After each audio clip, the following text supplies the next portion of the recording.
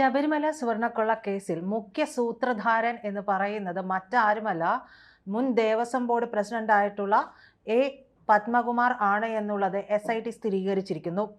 അങ്ങനെയുള്ള നീക്കങ്ങളിലേക്ക് പോകുമ്പോഴാണ് പത്മകുമാർ എന്ന് പറയുന്ന പെരുങ്കള്ളനെ കുറിച്ചുള്ള കൂടുതൽ വിവരങ്ങളൊക്കെ പുറത്തു വരുന്നത്. ഈ പത്മകുമാറും പോറ്റിയും ചേർന്നുകൊണ്ട് തന്നെ ഈ സ്വർണ്ണപ്പാളി അടക്കമുള്ള കാര്യങ്ങളെല്ലാം തന്നെ വിദേശത്തേക്ക് കടത്തിയതായിട്ടുള്ള സൂചനകളാണ്. അതായത് ഇപ്പോൾ അവിടെ ഇരിക്കുന്നത് ഒറിജിനൽ അല്ല എന്നുള്ള വാർത്തകളുമൊക്കെ വരുന്നുണ്ട്. അപ്പോൾ ഈ വാർത്ത വരുമ്പോൾ നമ്മൾ ഇതിൻ്റെ ആഴം മനസ്സിലാക്കുമ്പോൾ ഈ ഒരു ദൈവികപരമായിട്ടുള്ള കാര്യങ്ങൾ, അതല്ലെങ്കിൽ വിശ്വാസപരമായിട്ടുള്ള മനുഷ്യൻ്റെ വിശ്വാസപരമായിട്ടുള്ള കാര്യങ്ങളെ ചൂഷണം ചെയ്തുകൊണ്ട് അവിടെ നിന്ന് കൊള്ള നടത്തുന്ന ഒരു CPM എന്ന് പറയുന്ന സംഘടനയോ ആ സംഘടനയുടെ നേതാക്കളുമാണ് മറ നീക്കി പുറത്തു വരുന്നത്.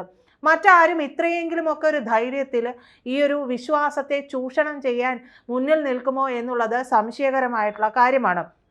ഉണ്ണികൃഷ്ണൻ പോറ്റിയുമായിട്ട് പത്മകുമാർ ഇംഗ്ലണ്ടിലും ഈജിപ്തിലെ കെയ്റോയിലുമൊക്കെ പോയിരുന്നു എന്നുള്ള വിവരങ്ങളും ഇതുമായി സംബന്ധിച്ചിട്ടുള്ള പാസ്പോർട്ടുമൊക്കെ SIT പത്മകുമാറിൻ്റെ വീട്ടിൽ നിന്ന് കണ്ടെടുക്കുകയും ചെയ്തിട്ടുണ്ടായിരുന്നു. അപ്പോഴേ ഒരു സംശയമുണ്ട്. അതായത് ഇത് പത്മകുമാറിൽ തന്നെയാണ് ഏറ്റവും അധികം കൊള്ളയ്ക്കുള്ള സാധ്യതകൾ തേടിയത്. കാരണം പത്മകുമാറിൻ്റെ അറിവോടെ അല്ലാതെ അവിടെ ഒന്നും നടക്കില്ല എന്നുള്ളൊരു ധാരണ SITക്ക് മുൻപേ ഉണ്ടായിരുന്നു. അതുകൊണ്ടാണ് SIT വളരെ വിദഗ്ധമായിട്ട് പത്മകുമാറിനെ പൂട്ടുന്നത്. പത്മകുമാറിനെ പൂട്ടണം എന്നുള്ളത്, അല്ലെങ്കിൽ ആരെയൊക്കെ ചോദ്യം ചെയ്യണം എന്നുള്ളത് ഹൈക്കോടതി കൂടി നിർദ്ദേശിച്ചിരിക്കുന്ന രീതിയിലാണ് കാര്യങ്ങളുടെ ഒരു പോക്ക്. ആ സാഹചര്യത്തിൽ പത്മകുമാറിനെ ചോദ്യം ചെയ്യുന്നതിന് മുമ്പ് പത്മകുമാർ ചില വെളിപ്പെടുത്തലുകളൊക്കെ നടത്തുന്നുണ്ട്. പല ദൈവതുല്യരായവരും പറഞ്ഞതുകൊണ്ടാണ് ഞാൻ ചെയ്തത് എന്നൊക്കെ പറയുന്നത്. എനിക്കൊപ്പം ഞാൻ അകത്ത് പോകുന്നുണ്ടെങ്കിൽ നിങ്ങളും കൂടെ അകത്തേക്ക് പോകണം, ഞാൻ ഒരാളെ മാത്രമായിട്ട് ഒരിക്കലും അകത്ത് കിടക്കില്ല എന്നുള്ളതാണ്. ഇപ്പോൾ ഏതാണ്ട് 7-ലധികം അറസ്റ്റുകളൊക്കെ നടന്നിട്ടുണ്ട്. N വാസു ഉൾപ്പെടെയുള്ളവർ അറസ്റ്റിലാണ് എന്നുള്ളത് ഉണ്ടെങ്കിൽ പോലും N വാസു ആയിരിക്കാം ഒരുപക്ഷെ ഇതിൻ്റെയൊക്കെ സൂത്രധാരൻ എന്ന് പോലും സംശയിച്ചു പോയ സാഹചര്യങ്ങളുണ്ട്. പക്ഷെ അതെല്ലാം മറനീക്കിയിട്ടാണ് ഈ പത്മകുമാറിലേക്ക് വരുന്നത്. നോക്കൂ, പത്മകുമാറാണ് ശബരിമല സ്ത്രീ പ്രവേശന വിഷയവുമായി ബന്ധപ്പെട്ടുകൊണ്ട് പല സ്റ്റേറ്റ്മെൻറ്റും ഒക്കെ പറയുകയും പിണറായിയുടെ നീരസത്തിന് പാത്രമാവുകയും ചെയ്തിട്ടുള്ള വ്യക്തി. അപ്പോൾ സ്വാഭാവികമായും എല്ലാവരും ചിന്തിക്കും, അത്രയൊക്കെ പറയുന്ന ഒരാൾ അയ്യൻ്റെ മുതൽ കട്ട് തിന്നുമോ എന്നുള്ളത് ചിന്തിച്ചു പോകും. സ്വാഭാവികമാണ്. പക്ഷേ അങ്ങനെയല്ല.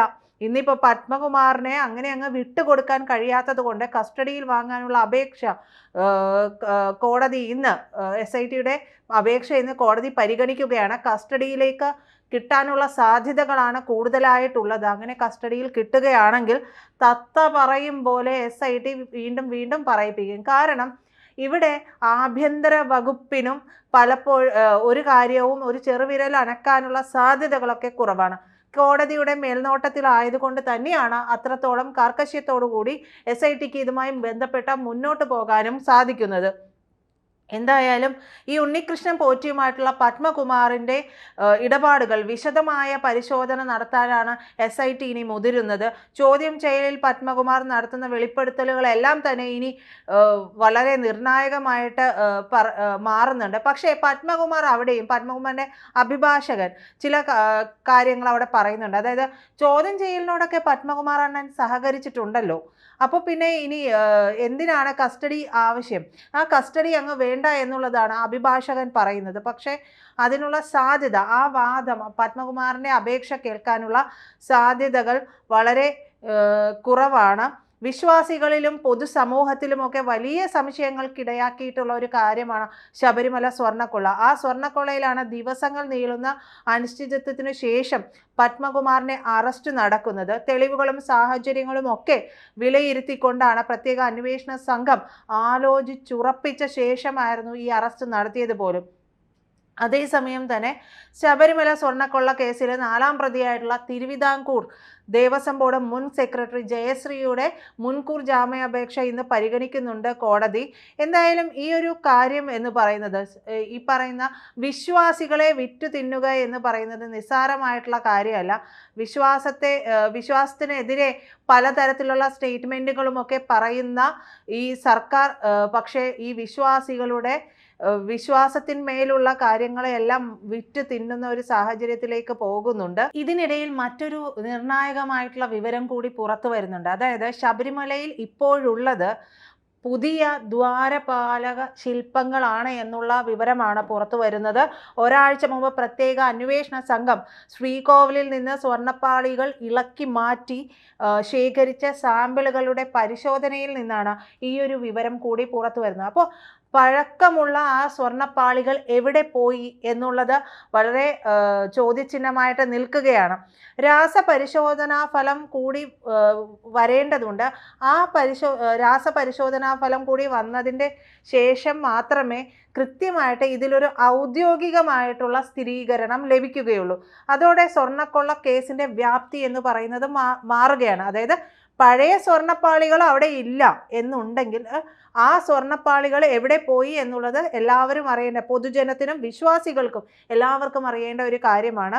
നേരത്തെ ഹൈക്കോടതി നടത്തിയ നിരീക്ഷണം ശരിവയ്ക്കുന്ന തരത്തിലാണ് ഈ ഒരു കാര്യം പോകുന്നത്. അതായത് 2019 കവർന്നിട്ടുള്ള സ്വർണത്തോടൊപ്പം യഥാർത്ഥ ശില്പപാളികൾ കൂടി പുരാവസ്തു കള്ളക്കടത്തുകാർക്ക് മറിച്ചു വിറ്റു എന്നുള്ള ആരോപണം ശരിവയ്ക്കപ്പെടുന്ന ഒരു സാഹചര്യം ഉണ്ടാകും. അങ്ങനെയാണെങ്കിൽ ഇത് കേരളത്തെ നടക്കുന്ന വലിയൊരു സ്വർണ്ണക്കൊള്ളയായിട്ട് മാറാനുള്ള സാധ്യതകൾ കൂടുതലാണ്.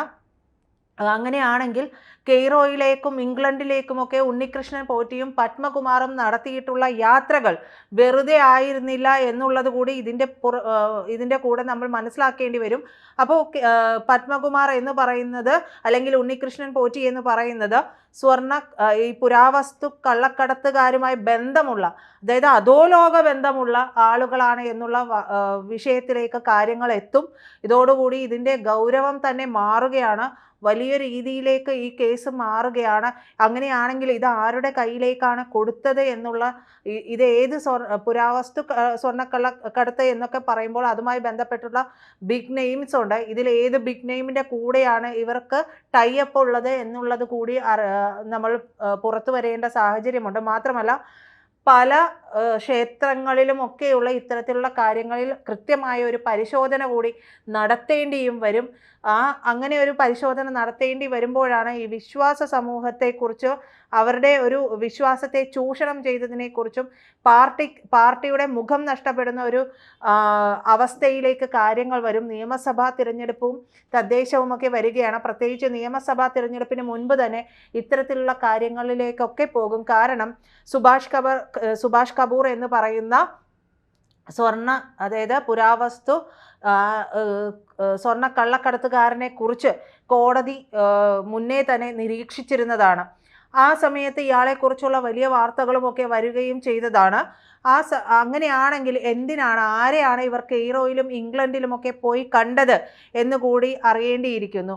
പഴയ പാളികളുടെ മോൾഡ് നിർമ്മിച്ച് അതേ രൂപത്തിൽ പുതിയ ചെമ്പ് പാളികളിൽ തയ്യാറാക്കിയിട്ടുള്ള ദ്വാരപാലക രൂപങ്ങളിലാണ് സ്വർണം പൂശി സന്നിധാനത്ത് സമർപ്പിച്ചത് എന്നുകൂടി വ്യക്തമാവുന്ന ഒരു സാഹചര്യത്തിലേക്ക് കാര്യങ്ങൾ പോകുന്നു. അപ്പോൾ 2019 സമാനതകളില്ലാത്ത ഈ ഒരു മോഷണം എന്ന് പറയുന്നത് പുറത്തറിയാതിരിക്കാൻ വേണ്ടിയാണ് ഈ വർഷം സെപ്റ്റംബർ 7 ദ്വാരപാലക ശില്പത്തിൽ നിന്ന് അതീവ രഹസ്യമായിട്ട് വീണ്ടും പാളികൾ ഇളക്കി ചെന്നൈയിൽ എത്തിച്ചത് എന്നുള്ളത് കൂടി വ്യക്തമാകുന്ന സാഹചര്യത്തിലേക്ക് വരും. അങ്ങനെയാണ് എന്നുണ്ടെങ്കിൽ എന്തിന് ഈ ഒരു കാര്യം നടൻ ജയറാമിൻ്റെ വീട്ടിലേക്ക് എത്തിച്ചു എന്നുള്ളത് കൂടി നമ്മൾ ആലോചിക്കേണ്ടി വരും. ഒക്ടോബർ 24 ഉണ്ണികൃഷ്ണൻ പോറ്റിയെ ചോദ്യം ചെയ്തപ്പോഴാണ് ദ്വാരപാലക ശില്പങ്ങളിൽ പൊതിഞ്ഞ 460 ഗ്രാം സ്വർണം താൻ കർണാടക ബെല്ലാരിയിലുള്ള റോദം ജ്വല്ലറി ഉടമ ഗോവർദ്ധന് മറിച്ചു വിറ്റതായിട്ട് വെളിപ്പെടുത്തിയത്.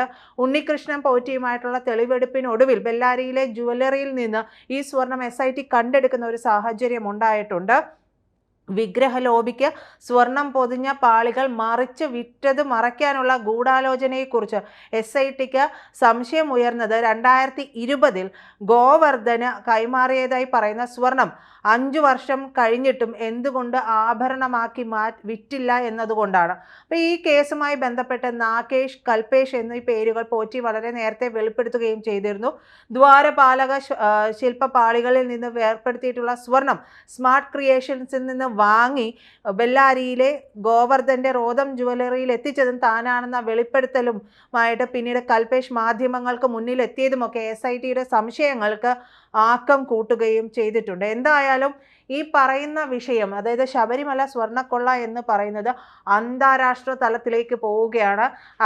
അതായത് അന്താരാഷ്ട്ര വിഗ്രഹ മോഷണ സംഘത്തിലേക്ക്, പുരാവസ്തു കള്ളക്കടത്ത് സംഘത്തിലേക്കൊക്കെ ഈ കാര്യങ്ങൾക്ക് ബന്ധമുണ്ട് എന്നുള്ളൊരു സാഹചര്യത്തിലേക്ക് വരികയാണ്.